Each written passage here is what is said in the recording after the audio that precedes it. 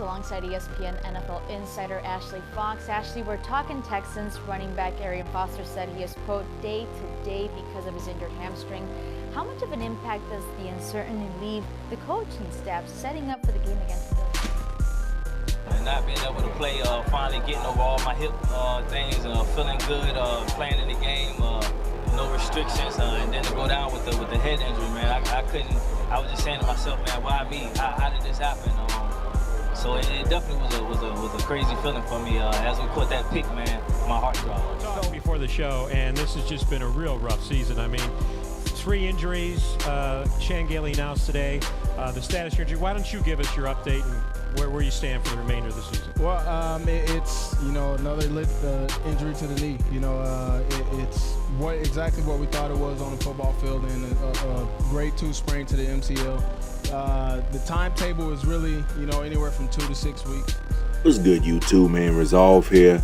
Got another video. In this video, I want to talk about the effects of injury-prone players. Now, a lot of coaches dread players that are quick to get injured. Even we dread players when we play stuff like, fantasy football and stuff. Because that, at any time, these players are likely to go down on the field. Now, if you know me, one of my favorite teams is the Carolina Panthers. Now, we're doing pretty bad this year for various reasons, but one of those reasons is because of injuries.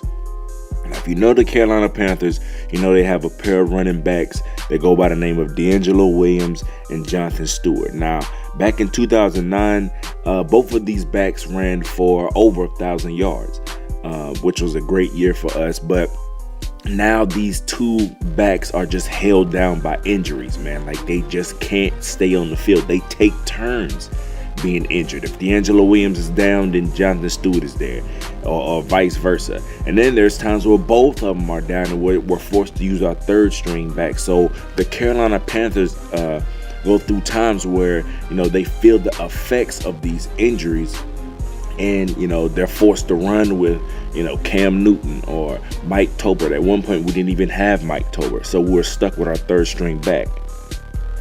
Now, some of these players are great in the NFL, man, and it just comes down to sometimes these players just have like fragile bodies, or they just simply don't know how to protect themselves. Now, in real life, some of these big time players, Robert Griffin III, Andre Johnson, Arian Foster, they're almost guaranteed to be injured in the first couple of weeks. Now, when it comes to football video gaming, and somebody please correct me if I'm wrong, I don't think I've ever felt the effects of an injury-prone player. Now, I'm going to use Madden because, it's what's out right now, the only thing we have. Now, I can take a player like Arian Foster, DeAngelo Williams, and I could just, every game give them 20-plus carries and not even be afraid that, that they'll be going down. Now, I'm not saying that they don't have injuries for players who have, I guess like a low injury rating.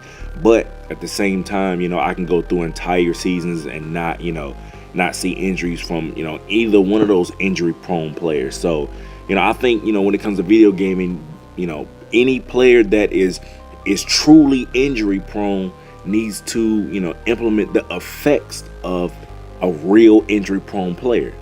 I don't think this will be implemented into the game simply because the average casual gamer usually wants to see his stars on the field each and every game at all times. Now, I have a friend who likes to go into the options. He removes fatigue, he removes injuries. He believes it's a lot more fun when when the players have unlimited energy and you're not worried about them getting hurt. So, to me, that's not being true to the game. So tell me what you think, man. How's the injury system been in football gaming over the years? It's your boy Resolve, man. Hit me up in the comment section.